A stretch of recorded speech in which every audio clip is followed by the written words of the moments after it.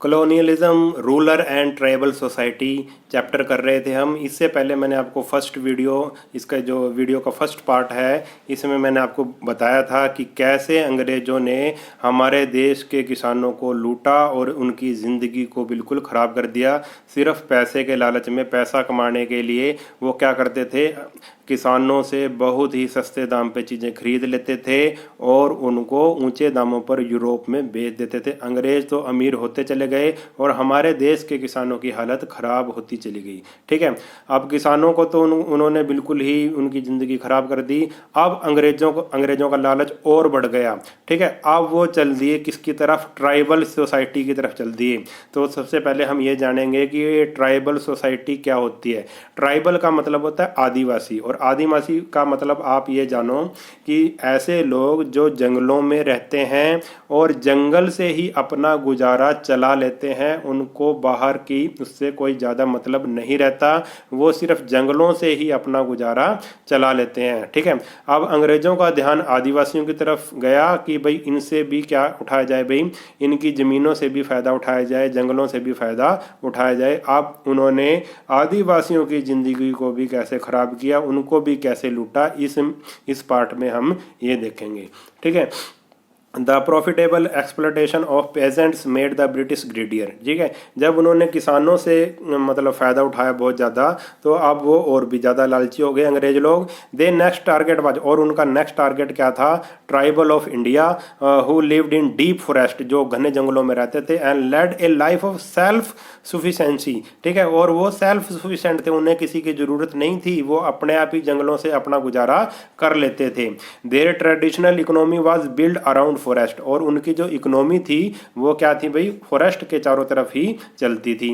Most tribal shifting, और जो अधिकतर जो ट्राइबल थे, आदिवासी थे, वो क्या करते थे, शिफ्टिंग कल्टीवेशन करते थे। अब आप ये जानो कि शिफ्टिंग कल्टीवेशन क्या होती है। ठीक है, शिफ्टिंग कल्टीवेशन मैं आपको समझाता हूँ। जैसे कि ये जंगल है सारा, ठीक है, ये जंगल है सारा, इस पे मतलब जंगल लगा हुआ है।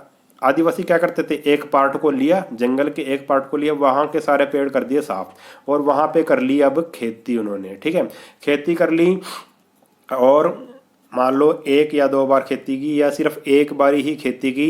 अब अगली बार वो उस पर फसल नहीं बोएंगे, वो यहाँ से शिफ्ट कर जाएंगे। क्या कर जाएंगे, शिफ्ट कर जाएंगे, इस ज़मीन को छोड़ देंगे, दूसरी ज़मीन दूसरी जगह चले गए। वो यहाँ पे जो भी जंगल था उन्होंने साफ़ किया, अब यहाँ पे वो क्या करेंगे, अब यहाँ पे फसल बोएंगे वो। ठीक है, अब अगले साल अब इसको भी छोड़ देंगे और कहीं चले जाएंगे। ठीक है, इससे फ़ायदा क्या होता था कि भाई जब वो उसको छोड़ते थे ज़मीन को, ज़मीन की मतलब एक दो साल में ज़मीन अपने आप ही दोबारा से क्या हो जाती थी, उपजाऊ हो जाती थी, उससे उनको अच्छी फसल मिल जाती थी। तो ये वाला सिस्टम वो करते थे, शिफ्ट करते रहते थे, शिफ्टिंग कल्टीवेशन करते थे। ठीक है, many lived bye herding and rearing of animal, और कुछ क्षेत्रों के ऐसे, जैसे पहाड़ी क्षेत्रों के लोग क्या करते थे, आदिवासी क्या करते थे, वो भेड़ बकरियां पालते थे।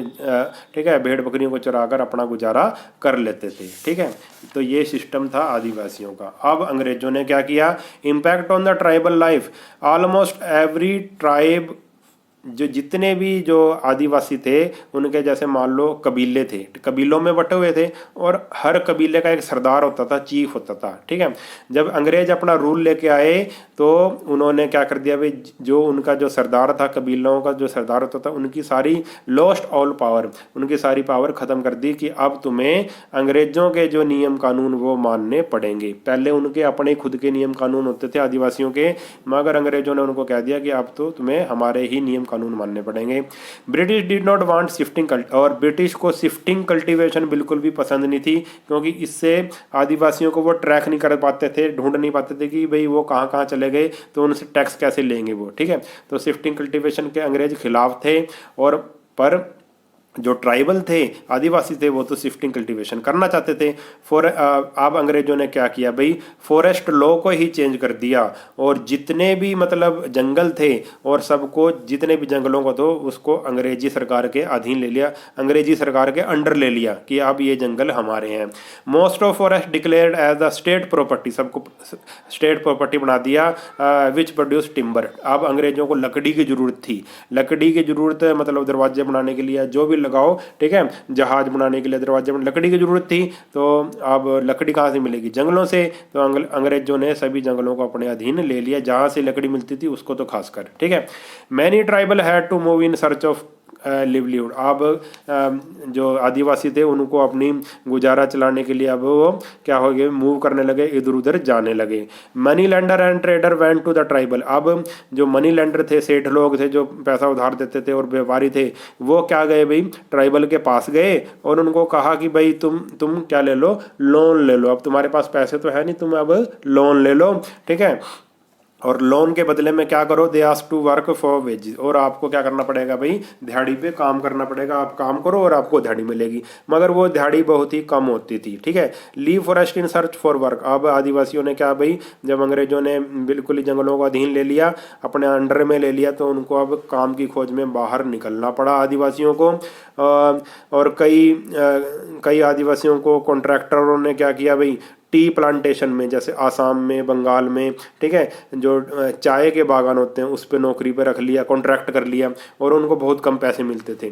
पेड लो वेजेस, बहुत ही कम वेजेस, दिहाड़ी मिलती थी। Not allowed to go back home, और उनको घर वापस नहीं दिया जाता था। ऐसे ही कोल माइन में काम करना शुरू कर दिया आदिवासियों ने। कोल माइन यानी कोयले की खान, फैक्ट्रीज में काम करना शुरू कर दिया। आप देखो कितना सिस्टम बदल दिया अंग्रेजों ने। पहले आदिवासी क्या करते थे, जंगलों से ही अपना गुजारा चला लेते थे, मगर अंग्रेजों ने उनको मजबूर कर दिया जंगल छोड़ने के लिए, उनको दिहाड़ी करने के लिए उनको मजबूर कर दिया, ठीक है। कोई चाय के बागान में लग गया दिहाड़ी करने, कोई कोल माइन में लग गया, कोई फैक्ट्रीज में लग गया। अंग्रेजों ने उनकी ज़िंदगी को बिल्कुल ही बदल के रख दिया, उनकी ज़िंदगी क्या कर दी, बिल्कुल ही ख़राब कर दिया, आप ये मान के चलो। उसके बाद भाई अब जैसे किसानों ने विद्रोह किए थे, ऐसी ट्राइबल ने भी रिवोल्ट किए अंग्रेजों के, वो क्या हो गए, खिलाफ हो गए, ठीक है। Commercialisation and agriculture and exploitation of forest wealth made many tribal homeless and jobless. जो अंग्रेजों की नीति के कारण, पॉलिसी के कारण कई आदिवासी होमलेस हो गए और जॉबलेस हो गए, ठीक है। पहले वो खेती से गुजारा चला लेते थे जंगलों में खेती करके, अब वो भी नहीं कर पाए वो, और होमलेस हो गए, यानी कि अब ना उनका घर बार था, ठीक है। इसके कारण क्या हो गया भाई, ट्राइबल क्या हो गए, अब वो विद्रोह करना शुरू कर दिया उन्होंने। अब कौन कौन से विद्रोह हुए वो देखो। Revolt bye Khasis. खासीज एक जनजाति है, मतलब आदिवासी है, नॉर्थ वेस्ट आसाम में। उन्होंने 1829 में क्या भाई, अंग्रेजों के वो खिलाफ हो गए, विद्रोह किया।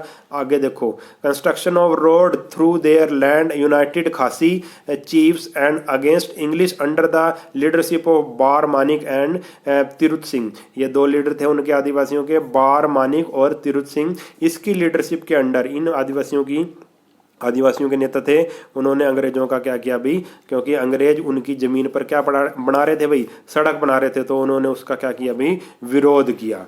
अब आगे देखो, मगर ब्रिटिश ने क्या कर दिया भाई, उसको जो उनको विद्रोह को क्या बड़ी ही बेरहमी से कुचल दिया, ठीक है, मतलब उनके विद्रोह को ख़त्म कर दिया।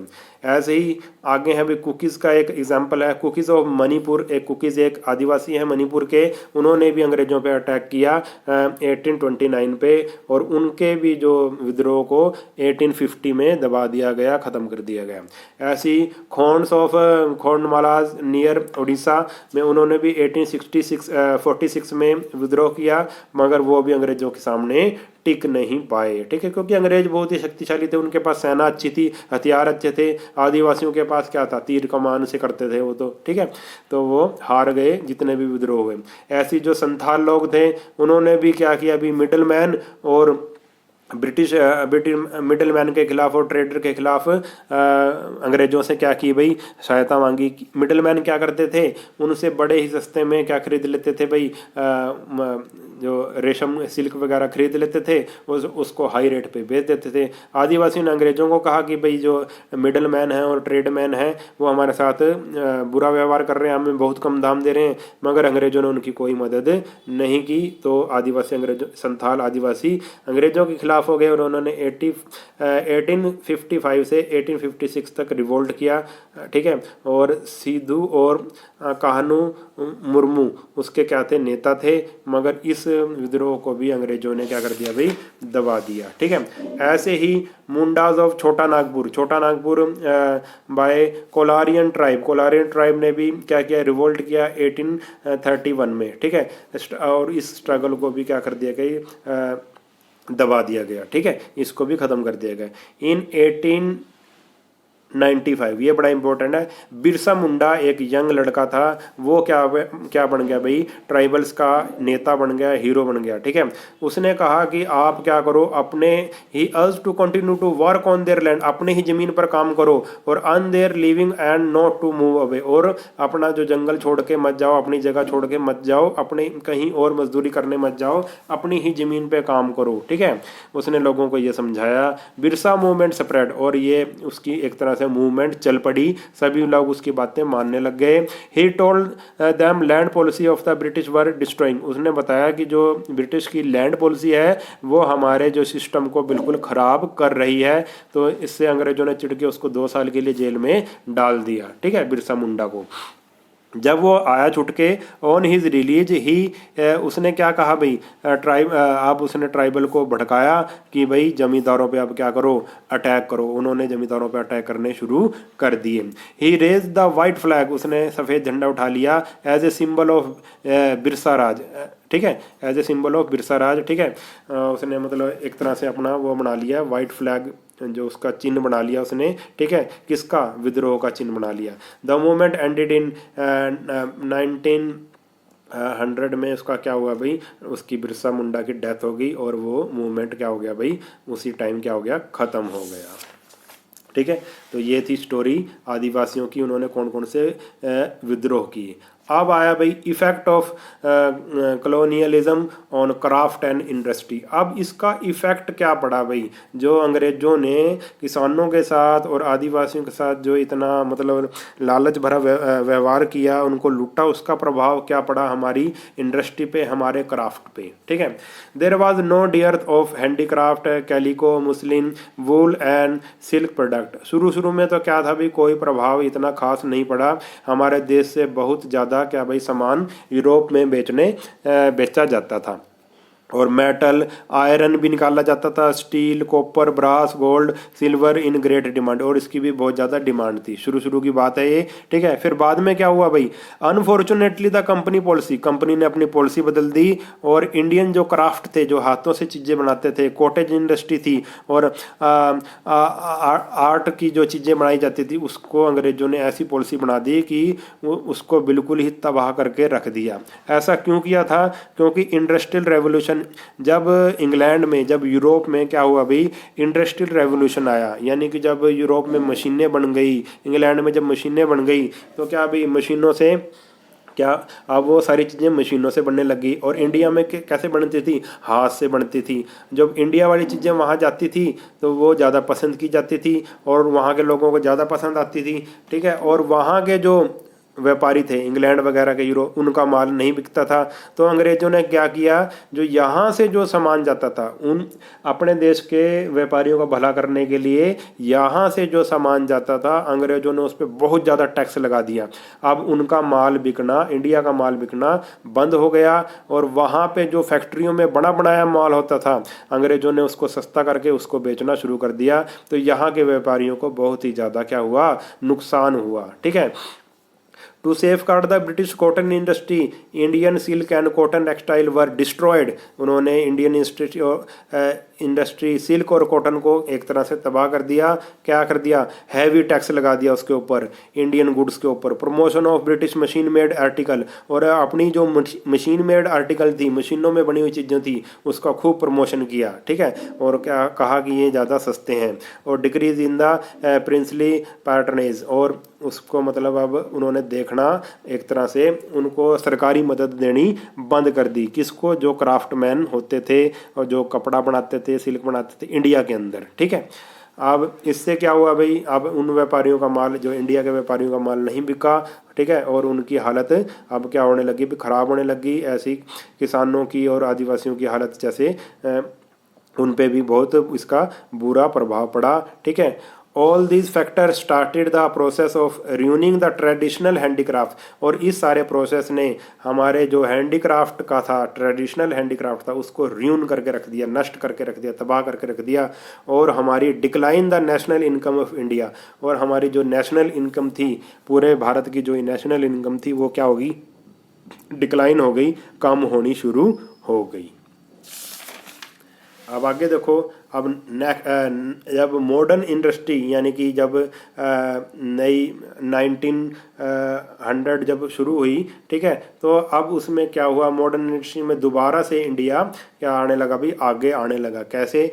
इम्पैक्ट ऑफ नेशनल मूवमेंट, जब नेशनल मूवमेंट लगी फॉर फ्रीडम, ठीक है, जब लोगों ने, यहाँ के लोगों ने जैसे गांधी जी के साथ या दूसरे लोगों के साथ जब विरोध करना शुरू कर दिया अंग्रेज़ों का, और इंटरनेशनल डेवलपमेंट हुए, तो हमारा जो देश है दोबारा तरक्की करनी शुरू कर दी। हमारे देश की इंडस्ट्री ने दोबारा से एक बार फिर से क्या हुआ भाई, जैसे कि टी, चाय थी जो हमारे देश की, वो बहुत ही ज़्यादा मशहूर हो गई, ठीक है, और ये एक बहुत बड़ी इंडस्ट्री बन गई। लोगों ने चाय बागान लगाने शुरू कर दिए आसाम, बंगाल, साउथ इंडिया में, और हमारे देश की चाय की मांग यूरोप में बहुत ज़्यादा थी और इंग्लैंड ही उसको सबसे ज़्यादा खरीदता था, ठीक है। तो हमारी इंडस्ट्री एक बार दोबारा से चल पड़ी।